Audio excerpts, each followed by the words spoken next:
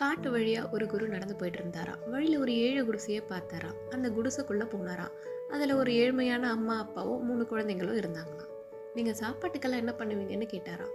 எங்களுக்கு வேலைலாம் ஒன்றும் பெருசா தெரியாதுங்க. எங்ககிட்ட ஒரு மாடு இருக்கு. அது தினமும் 2 லிட்டர் பால் கொடுக்கும். அந்த பாலை விற்று நாங்கள் சாப்பிடுவோம். இல்லை அந்த பால் விற்கலன்னா அதில் வர நெய் வெண்ணெயை எடுத்து வச்சு விற்றா சாப்பிடுவோம், இல்லைன்னா நாங்களே சாப்பிட்ருவோம். உடனே குரு அங்கேருந்து அமைதியாக வெளியே வந்துட்டாராம்.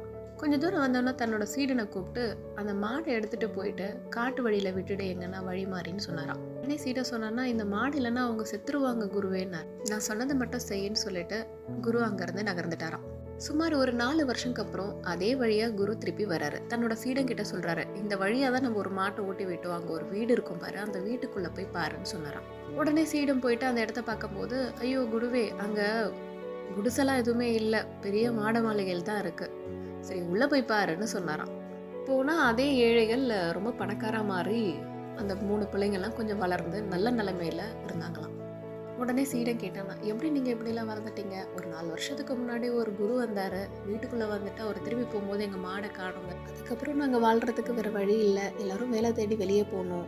இப்போ 4 வருஷத்துக்கு அப்புறமா நாங்கள் ரொம்ப சந்தோஷமாக ரொம்ப நல்ல நிலமையில இருக்கோம். இதே மாதிரி நம்ம எல்லாரோட லைஃப்லேயும் ஒரு கம்ஃபர்டபுள் ஜோன் இருக்கும். அந்த மாட்டை தயவு செஞ்சு கட்டி விடுங்க. நம்மளுக்கு வெற்றி கண்டிப்பாக நிச்சயம்.